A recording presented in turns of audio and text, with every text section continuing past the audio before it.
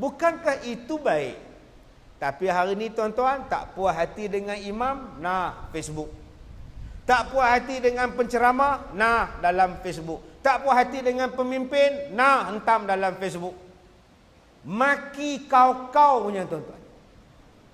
Kalau kita beriman pada Allah, kita tak akan sebut benda-benda yang mencemarkan orang. Belum merdeka pemikiran kita. Belum jelas pemikiran kita ini mengikut Islam.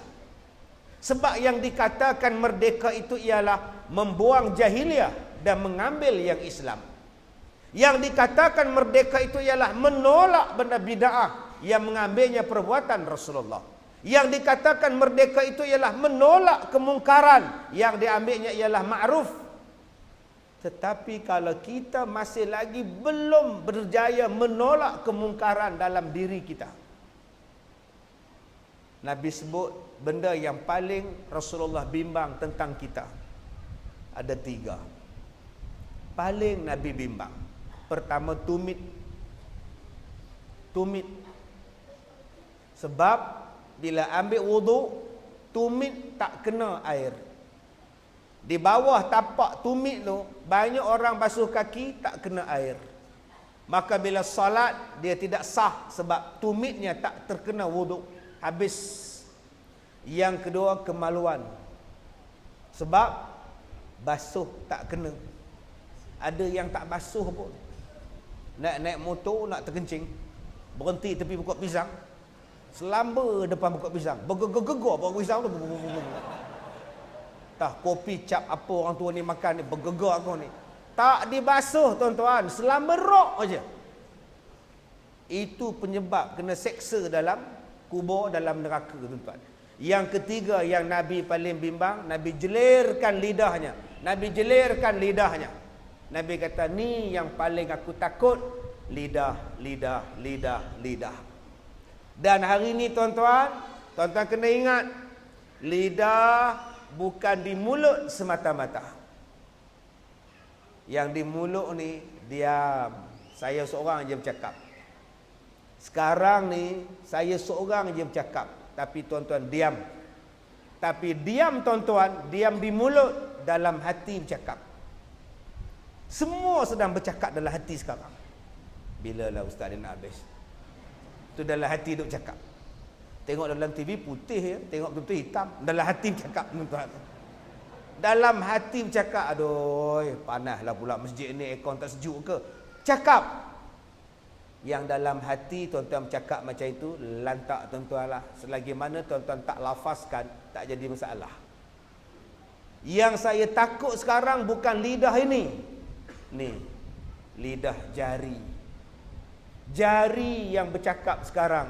Allah kata jari kita sekarang bisu. Di hari kiamat baru dia bercakap. Al-yawma nakhtimu ala afwahihim wa tukallimuna aydihim. Allah kata jari kita akan bercakap di hari kiamat.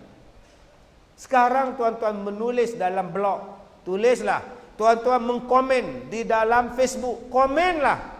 Tetapi ingat, tulisan dan komen tuan-tuan akan dihisab di hari kiamat. Tuan-tuan nak maki orang, makilah dalam Facebook. Tapi ingat, jari akan bagi tahu pada Allah di hari kiamat. Apa nak cakap? Merdekakah kita? Kita bercakap benda yang kita tak tahu? Merdekakah kita? Kita menyembunyikan benda yang kita tahu? Merdekakah kita? Kita memutar belitkan satu benda? Saya jadi penceramah, paling saya takut tuan-tuan. Paling saya takut. Orang tanya isu anjing. Orang bawa anjing naik troli di supermarket. Apa pendapat ustaz? Saya kata ini menghina. Menghina orang Melayu, orang Islam. Ada pula ustaz pula sokong pula. Apa masalah bawa anjing ni? Apa orang Islam takut benar dengan anjing ni? Apa kata dia?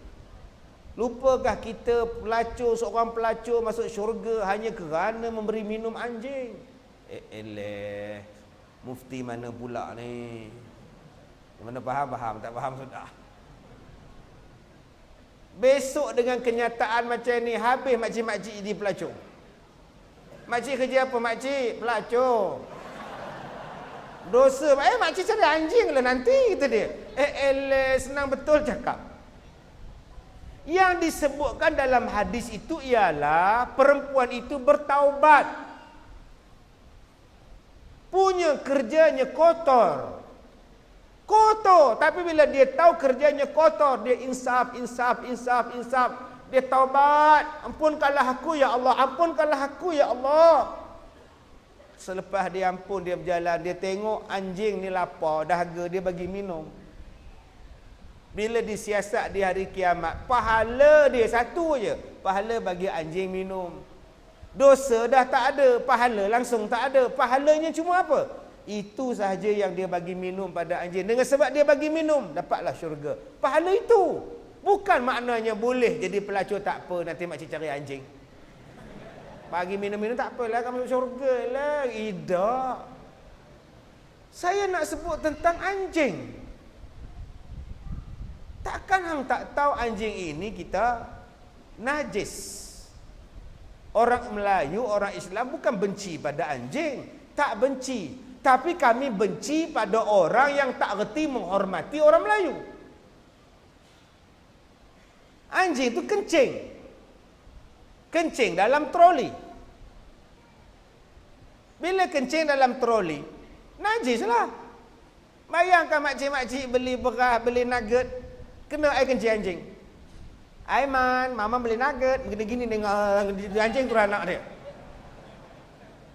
Bagusnya tuan-tuan, supermarket tu dia tak tahu troli mana.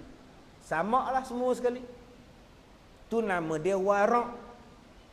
Benda ini berlaku kepada seorang ulama. Dia ni meniaga minyak. Bila dia meniaga minyak dalam tong, pekerja dia bagi tahu, tuan, ada tikus melompat dalam minyak, tak keluar-keluar dah. Tong yang mana? Saya tak ingat tuan. Buangkan semua minyak. Supaya aku tak menjual benda yang subahah kepada orang lain. Ini nama dia warak. Tapi hari ni tuan-tuan, ada ustaz kata, tak apalah, apa masalah takut benar dengan anjing? Biarlah, bukan masalah takut. Masalah kita dalam masyarakat yang merdeka pun tidak reti menghormati hak, tidak reti menghormati agama orang lain. Itu namanya tidak merdeka. Tuan-tuan yang dirahmati Allah, ya, tuan-tuan yang dirahmati Allah, saya sebut pada tuan-tuan tanda-tanda orang beriman. Yang kedua, jaga mulut. Okey, jaga mulut. Yang ketiga, man kana yu'minu billahi wal yaumil akhir. Okey, yang ketiga Nabi sebut apa? Nabi sebut la yu'minu ahadukum hatta yuhibba li akhihi kama yuhibbu li nafsihi. Kenapa ibadat haji saya kait dengan merdeka dan saya kait dengan satu sifat nama dia kasih sayang? Sebab Nabi kata, tidak sempurna iman seseorang sehinggalah dia kasih kepada orang lain macam mana dia mengasihi pada diri dia sendiri. Tak sempurna iman. Allahu Akbar. Kalau hilang kasih sayang. Saya tengok di Malaysia tuan-tuan, keadaan menakutkan. Sesama Islam seolah-olah sudah tidak ada kasih sayang. Bila satu ulama gambarnya dipijak oleh orang kafir, orang Islam boleh cakap, eloklah dipijak pun kalau aku ada keludah muka dia. Yang kutuk, yang pijak itu orang kafir, yang menyokongnya orang Islam. Sifat kasih sayang sesama umat Islam makin longgar. Kerana apa? Ideologi politik. Walaupun dia sekadar gambar. Bayangkan gambar tuan-tuan yang dipijak, apa rasa tuan-tuan? Bayangkan gambar bapa kita dipijak, apa rasa kita? Macam mana kita tengok gambar dia dipijak, macam itulah kita kena bayangkan kalau bapa aku dipijak.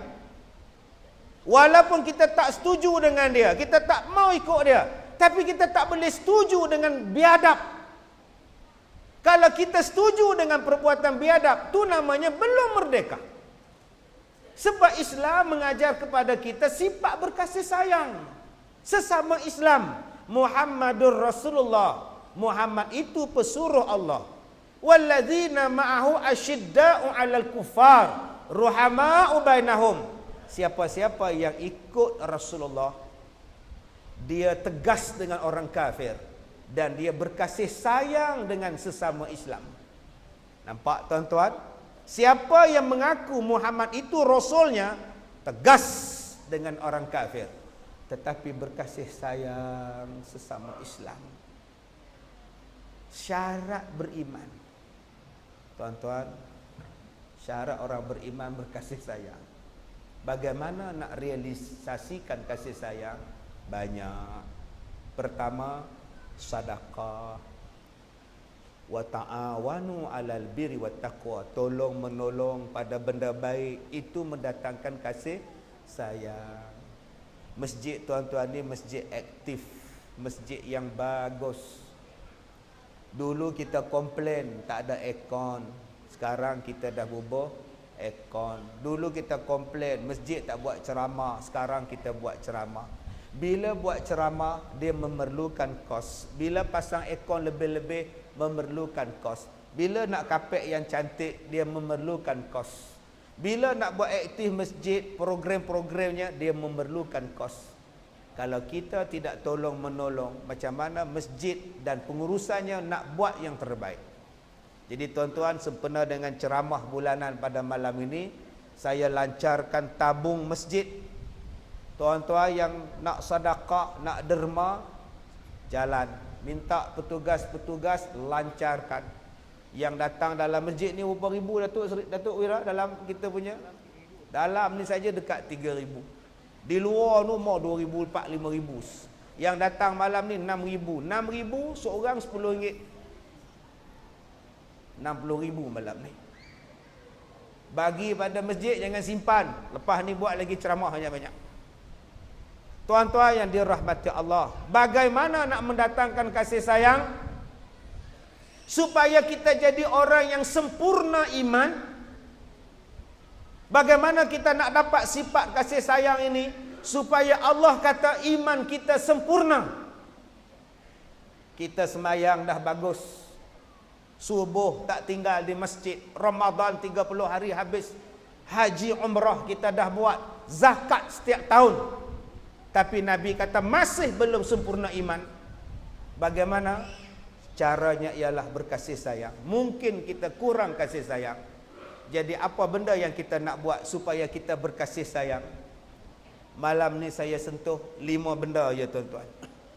5 perkara ini kita buat untuk berkasih sayang. Oh, macam mana nak buat ni? Sila Abang Haji, sila. Okey. Jadi kalau tuan-tuan nak sambung cepat-cepat, bagi cepat-cepat dekat dia supaya dia pergi tempat lain pula, boleh kita sambung ceramah pula tuan-tuan. Tidak duk tengok dia ya. Baik, yang pertama saya sebutkan tadi, untuk mendatangkan kasih sayang ada 5 benda yang saya nak ajak tuan-tuan buat. Sempoi-sempoi tetapi kesan dia touching di dalam hati. Pertama, Nabi sebut tabassumuka an wajhi akhika laka sadaqah. Kamu senyum pada orang lain, kamu dapat pahala sedekah. Kamu bermanis muka pada orang lain, kamu dapat pahala sedekah. Sebab tu tuan-tuan, ada yang senyum je pada tabung tu. Dia gelak tabung tu. Kenapa kau gelak je, Din? Tak ada sedekah ke? Tadi Ustaz cakap senyum pun sedekah kata dia. Tuan-tuan, nombor 1, bagaimana nak tackle hati orang? Senyum. Kasih sayang ini dia akan datang bila kita tackle hati orang. Bila kita tackle hati orang, dia akan datang kasih. Sebab tu tuan-tuan, saya minta tuan-tuan tackle hati orang. Curi, curi, curi, curi hatiku, cuma, cuma, cuma, nun jauh selalu. Bagaimana nak mencuri hati orang? Senang aja tuan-tuan, kita senyum pada orang. Cuba saya ceramah malam ni, saya masam. Haji merupakan satu ibadat. Dia pakai balik dengan datuk balik tuan-tuan. Dia kena senyum. Yang tak boleh senyum siapa dia? Tok Imam baca khutbah. Jangan dia buat senyum pula. Kita ya, hendaklah ya. Apa orang tua ni pula ni? Khutbah jangan duduk senyum. Khutbah jangan bagi orang gelak. Khutbah bukan tempat ketawa-ketawa tuan-tuan. Khutbah kena serius. Mai ceramah, mai kuliah, senyumlah. Dan senyum ni tuan-tuan, satu benda yang menggembirakan hati orang. Senyum je. Peniaga senyum. Masuklah tengok baju. Cantik-cantik, harga boleh runding, senyum. Cuba masuk. Berapa harga baju ni? Kau buta. Tak nampak tulis RM40.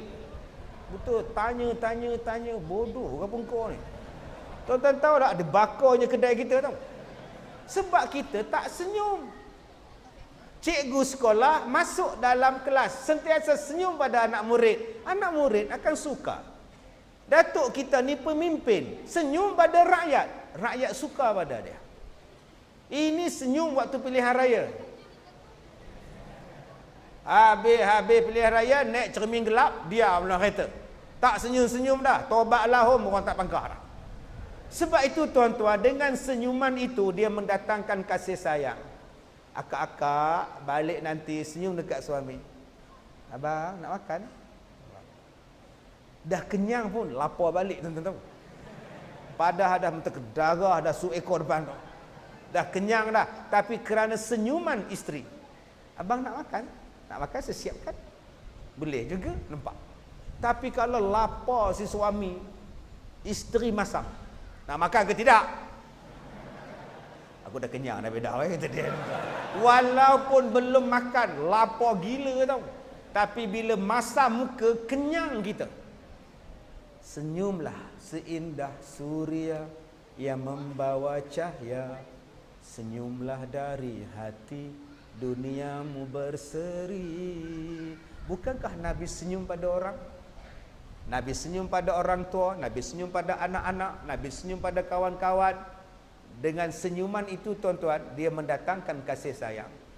Jadi start pada hari ini, abang-abang yang rajin masam-masam, start malam ni, senyum. Yang mana misai melonting masuk dalam mulut sampai tak nampak senyum, besok trim bagi nipis sikit. Ini melonting masuk dalam mulut. Bila minum air ni tuan-tuan, misai dia berenang dalam gelas. Udah macam ikan keli begini gini. Start pada malam ni kita bagi ceria. Akak-akak jangan duk masam-masam. Awet tua tau. Masam. Orang tanya saya, ustaz, umur ustaz berapa? Saya kata dah dekat 60. Tapi tak nampak ustaz senyum.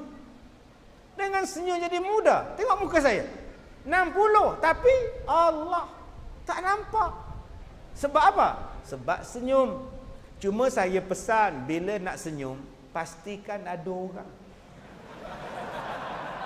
Jangan duduk atas tangga seorang-seorang senyum. Tu namanya tak sihat. Terlupa makan ubat nama dia. Jadi start pada hari ni tuan-tuan, jangan marah-marah, jangan benci-benci, jangan masam-masam, senyum. Senyum itu menjadikan muka kita jernih. Senyum itu menjadikan jantung kita kembang dengan baiknya tuan-tuan. Senyum itu menjadikan orang sayang kepada kita. Nombor 1. Nombor 2, bagaimana nak tackle hati orang supaya orang jatuh cinta pada kita. Supaya kita sentiasa berkasih sayang dengan orang lain. Nombor 2 apa dia? Ifsya'us salam. Sebarkan salam. Sebarkanlah salam antara kita. Dah, kita duduk dalam masjid ni daripada maghrib, tak bergenjak sampai sekarang pukul 10. Dah salam ke belum? Dah bersalam ke belum? Dah bagi salam ke belum? Duduk berlaga peha dengan peha, tapi tak nak bersalam lagi. Sebab dia belah lain, kita belah lain. Jeling mata kat dia. Datang juga biawak dia. Biawak dia panggil tu. Mana merdeka kita ni? Kita berkongsi bumi, berkongsi langit, berkongsi masjid, berkongsi tok imam, berkongsi mimbar, segala-galanya kita berkongsi. Tetapi kita tidak berkasih sayang. Iman apa? Iman apa tuan-tuan? Selisih tengah jalan, tegak kepala. Salam tak nak. Iman apa? Sama-sama naik tangga, tak nak hulur tangan. Sama-sama naik tangga masjid, hulurkan salam. Assalamualaikum Tuan Haji. Waalaikumsalam. Awak sihat? Sihat. Kalau saya sakit, saya tak datang masjid Tuan Haji. Bodoh punya soalan. Ini pun satu. Tuan-tuan, janganlah tanya soalan bodoh-bodoh ni. Ya Allah. Kita selalu tanya soalan yang kita dah tahu jawapan dia. Jiran kita basuh kereta, yang tanya lagi buat apa? Assalamualaikum, Mat. Waalaikumsalam. Basuh kereta ke? Kan dia basuh kereta. Saya kalau orang tanya macam itu, saya jawab, tak, basuh lori. Tanyalah soalan yang belum kita tahu jawapan. Itu baru namanya tanya. Tuan-tuan, kalau Tok Imam pergi masjid, sepanjang jalan, Assalamualaikum, Assalamualaikum, semua orang sayang pada dia. Dia tengok 4 orang tengah duduk main WhatsApp tepi jalan. Berhenti sekejap. Assalamualaikum. Kamu main apa ni? Handphone ni apa jenis ni? Saya Nokia Tok Imam. Kamu? Saya iPhone. Kamu? Saya Samsung. Kamu? Saya Samsung. Nampak. Bila tiap-tiap hari Tok Imam AJK masjid tanya dengan salam, 4 orang ini akan jadi geng mereka. Tuan-tuan, kita tidak perlu berdakwah. Tak perlu berdakwah teruk-teruk untuk menarik orang, tuan-tuan. Hanya dengan senyuman, hanya dengan salam dia meruntun jiwa. Dan salam boleh bagi macam-macam. Jamal Abdillah bagi salam, Assalamualaikum, salam hamba hulur tanda ingatan. Tu lagu raya. Bagilah salam. Dengan salam itu dia cair hati. Cuma bila nak bagi salam, pastikan elok-elok. Jangan bagi salam betul-betul di muka pintu rumah orang. Jangan. Terus pergi rumah dia, Assalamualaikum. Oi, Kak Bedah. Salah. Buatnya Kak Bedah tu berkembat. Duk terlontar tengah-tengah laman rumah tu. Duk tengok TV cerita Korea. Kita pula bagi salam. Oh, Kak Bedah. Tak pakai baju ni. Tak pakai baju, lagi dia masuk tuan-tuan.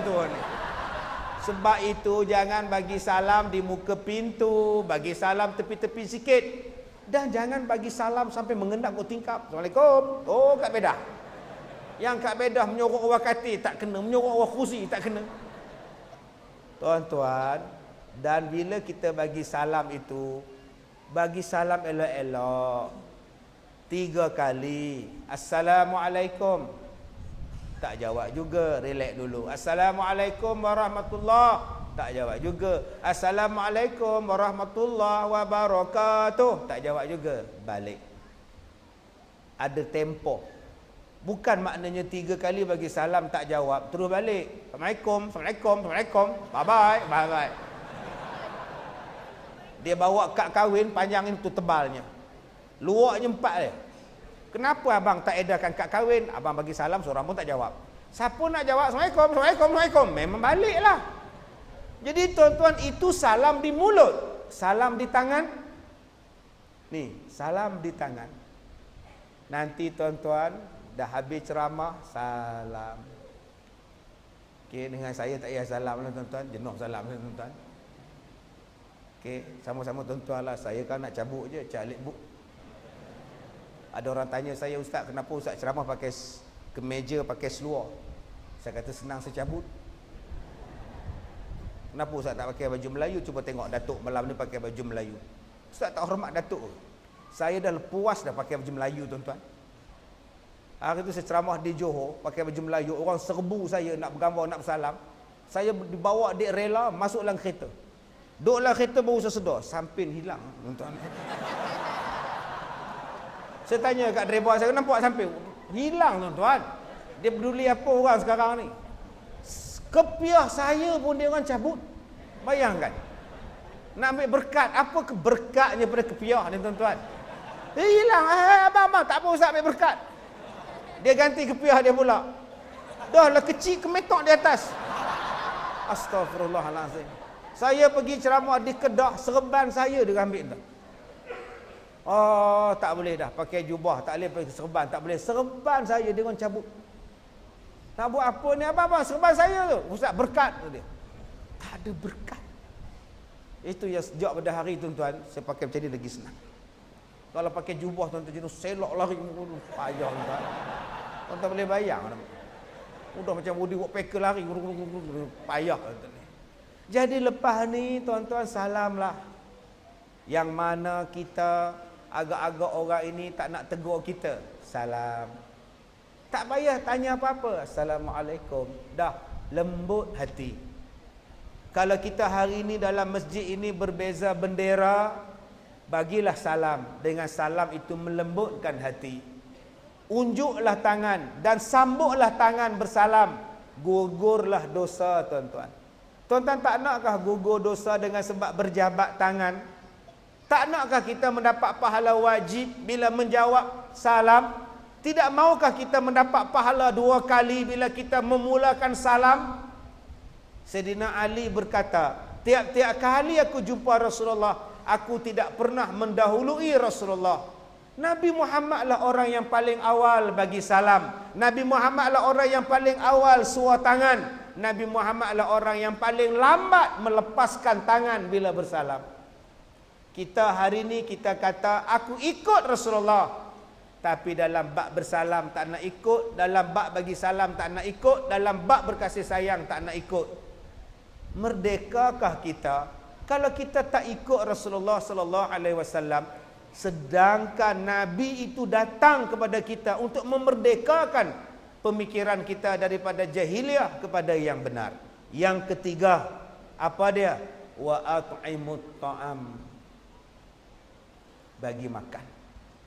Selalulah buat jamuan. Saya suka tuan-tuan, malam ni tak payahlah buat jamuan, yang datangnya beribu-ribu orang. Siapa yang buat jamuan ni baguslah. Kalau dia kaya buatlah, buat. Tapi kalau setakat kuliah maghrib 4 saf, buatlah jamuan. Ustaz, mana masjid ada duit? Tiap-tiap malam buat kuliah maghrib, tiap-tiap malam buat jamuan, kopaklah duit masjid. Siapa suruh pakai duit masjid? Tadi Ustaz cakap buat jamuan. Saya minta 4 saf yang datang, tiap-tiap satu orang bawa makanan dari rumah. Pihak masjid hanya sediakan tempat. Bila sampai ke masjid, bawa mangkuk tingkat, letak. Tok Siak akan hidangkan makanan. Abang Bidin bawa kari pak. Kak Limah bawa kuih limas. Makcik Beda bawa nasi lemak. Haji Mat dibawanya kuih donat. Kak Tipah tertipu bawa sup. Tok Imam bawa nasi putih. Datuk Wira bawa sambal. Kalaulah 100 orang bawa makanan, 100 jenis makanan terhidang di hadapan kita. Haji Dola bawa sup ekor. Hajah Minah bawa sup gearbox. Haji Mat mangkuk tingkat kosong. Dia kerja dia nak cilok balik je tuan-tuan. Ni bukan Haji Mat di sini, ni dia Aprika ni tuan-tuan. Bukankah satu kampung itu rasa seronok? Lepas habis kuliah maghrib, lepas habis sembahyang isyak, kita makan, tukar-tukar makan. Lama-lama dia akan merebak sembahyang, dia akan merebak pada puasa sunat. Hari Isnin, hari Khamis, jemaah masjid akan bawa juadah masing-masing berbuka puasa sunat di masjid. Dia mendatangkan kasih sayang. Tapi hari ini tuan-tuan, budaya tu dah hilang. Budaya hari ini ada pisang pun dikomplain. Orang datang masjid hantarkan sekotak pisang. Dia buka kotak pisang. Tak ada apple ke? Ngap. Yang tu banyak kerja ngutuk. Bagilah buah apple ke buah pear ke apa ke, pisang je ngap. Koman-koman orang itu bawa juga pisang yang boleh dimakan. Engkau bawa pisang apa? Yang mana faham, tak faham sudah. Kerjanya ngutuk. Apa masalah dengan pisang? Bukankah pisang itu disebut oleh Allah dalam Quran? Pisang disebut. Berapa banyak buah yang disebut tuan-tuan?